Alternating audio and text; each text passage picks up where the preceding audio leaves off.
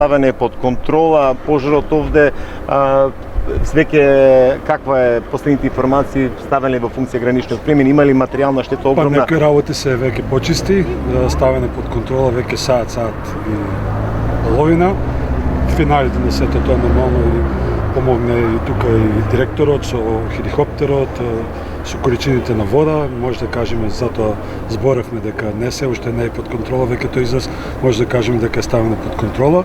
Сумирани се сите работи, значи добро е што беше критично пред да влезот, пред дојде до самиот хотел Фламинго и до бензинската пумпа Шимов, тоа е веќе минато.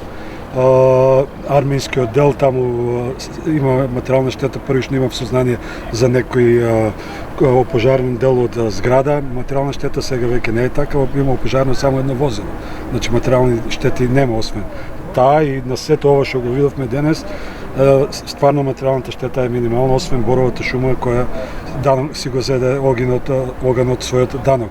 Што викаме, битно е да се остане присебен, благодарам на директорот што е тука, не само да ни даде подршка, што заедно ги координираме цело време работите, иако физички не беше присутен тука по телефон, со министерот Оливер Спасовски, значи владата е со нас и добро е гевгеличани да знаат дека ситуацијата е под контрола, помагна и преги кажа вашата изјава противпожарната единица Гевгелија, шумско стопанство Гевгелија, комуналец Гевгелија, приватни фирми со своја механизација, територијална противпожарна единица Неготино, Кавадарци, Демиркапија, централната власт, локалната власт, сите на дело и еве покажавме дека не е ни целта да се покаже, него можеме кога има волја, кога има солидарност и кога има сплотен дух и на такви временски непогоди како што е пожарот да се одолее ако се интервенира на време. Ќе останеме будни цело време во координација со директорот, во координација со ресорните министри и мислам дека за гевгеличани треба да бидат спокојни дека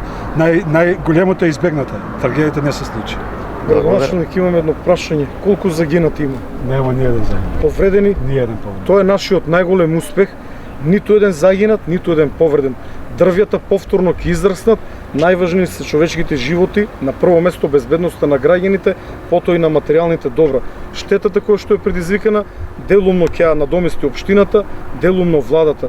Луѓето ќе бидат обештетени како што треба и навистина за нас од аспект на менаџирање на овој пожар е голем успех безбедноста на граѓаните. Јас само да додадам на изјавата на директорот дека цело време имавме 3 медицински возила тука, вие бевте на терен, се уверивте во сета таа работа, значи брзо реагиравме.